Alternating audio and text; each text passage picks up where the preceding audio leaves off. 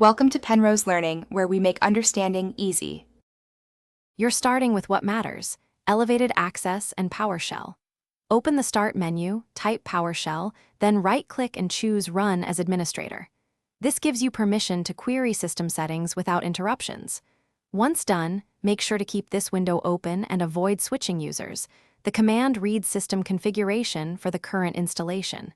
If Windows prompts UAC, accept it. That's normal. Now you're ready to run the exact command that reveals the product key stored in firmware or registry. Type the specific PowerShell line exactly as shown and press Enter. It queries Software Licensing Service for OA3X original product key. The output will be a 25-character key formatted with hyphens if present in firmware. If you see a key, copy it precisely, paste into a secure note or password manager. Make sure to avoid typing errors by using copy-paste where possible. If the command returns nothing, that indicates the key isn't embedded in BIOS. Proceed to check your Microsoft account, or after you retrieve the key, save it securely and close PowerShell.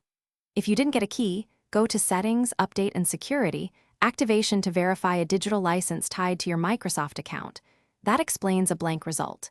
If the command failed, rerun PowerShell as administrator and ensure you typed it correctly. Sometimes older PowerShell versions or restricted environments block WMI calls. As a final troubleshooting tip, avoid random utilities. Prefer built-in checks or reputable tools, and verify digital license status before reinstalling. Thanks for watching. If this was helpful, leave a like and consider subscribing. See you next time.